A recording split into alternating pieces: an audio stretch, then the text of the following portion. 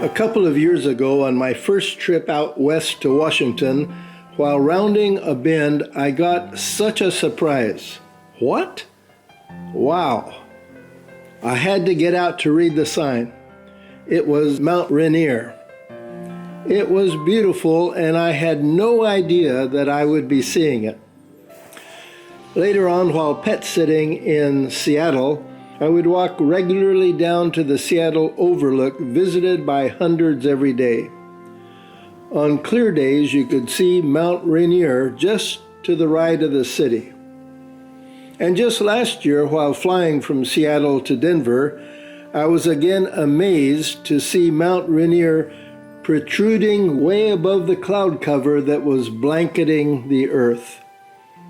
I then decided I must have a closer look. I got that closer look when I recently camped for a week in and around Mount Rainier National Park. It is located in Washington, about an hour south of Seattle. There are two lovely national forest campgrounds in the park. I first camped at the Cougar Rock campground and later at the White River campground. After finding a first-come, first-served campsite at Cougar Rock, with great anticipation, I drove up to the Paradise Visitors Center for my first close-up look of Mount Rainier. Naturally, I was disappointed to find clouds hiding the top of the mountain. I decided to wait to see if the clouds would lift. While waiting, I hiked along one of the trails. A marmot was having lunch. I felt a little intrusive. However, he or she did not seem to mind at all, with my standing just a few feet away and watching. I could have watched for much longer, but the clouds had started parting. There was a brief opening, and I clicked a picture. On my way down to the campsite, I stopped and hiked down to Narada Falls. The falls are named after Narada, the powerful sage in Hindu mythology. The sign said that some early visitors suggested this spiritual connection upon seeing the power of the waterfall. Having been born and raised in India, I found the name of the falls most intriguing. Old forest trees lined the roads throughout the park. The next morning, and every morning until my last one, there was hardly a cloud in the sky. I couldn't believe my good fortune. I had heard that some had camped at the park and never got a glimpse of the mountain because of the clouds. Mount Rainier is a part of the Cascade mountain range. The Cascades stretch from British Columbia in Canada to northern California.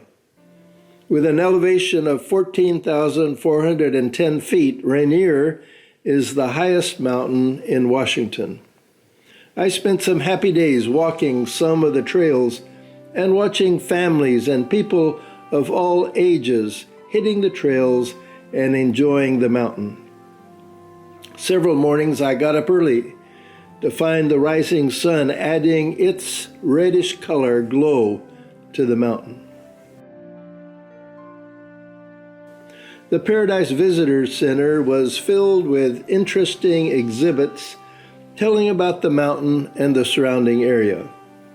It also had enjoyable videos to watch. And it had a gift shop where, of all things, I found a freeze-dried biscuit and sausage gravy breakfast meal. I decided to purchase and try it out later. Milk gravy is one of my breakfast specialties that I'm very proud of. I felt a comparison was in order. Hundreds of people were hiking the many trails heading off from the Visitors Center. A couple was getting married. I walked up to Myrtle Falls. I waited around for an hour or so for the sun to directly hit the falls. It was a beautiful day. The couple getting married was up on the bridge. Their photographers were standing beside me, fitting the falls and the mountain into their wedding pictures. What fun. After several days at Cougar Rock Campground, I decided to try out White River Campground to the north. The visitors center in the north was already closed for the season, but still hundreds of people were hitting the mini trails. I took the trail up to the glacier viewpoint.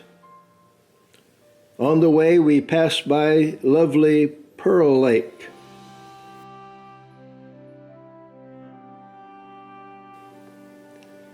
Rounding the bend, hiking up to Glacier View, Mount Rainier came into view.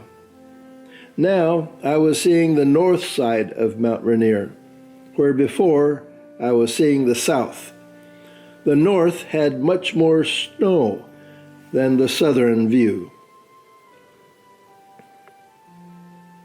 Mount Rainier has the largest glacier system in the contiguous United States, with 25 major glaciers covering about 35 miles.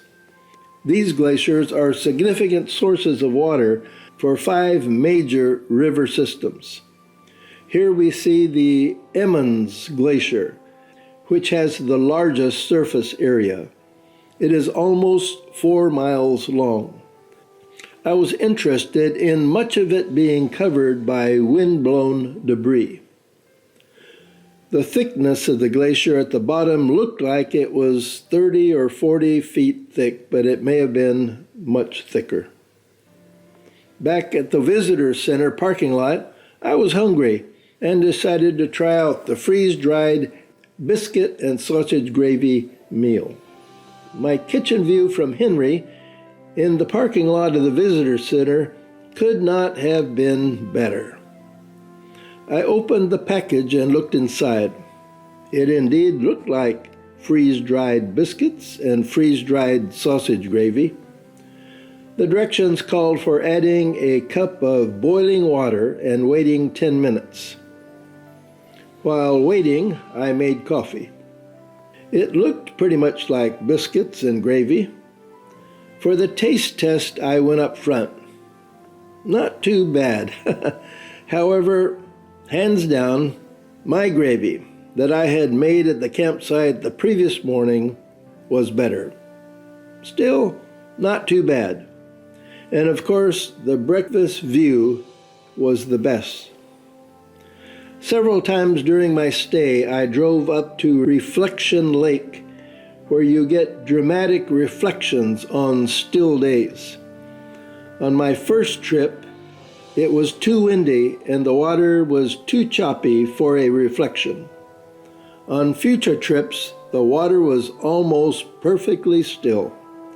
I took pictures at different times of the day. And of course, I had to get a good picture in of Henry. After 6 days, I left the park, leaving much of what there is to do undone. Perhaps for a return visit someday?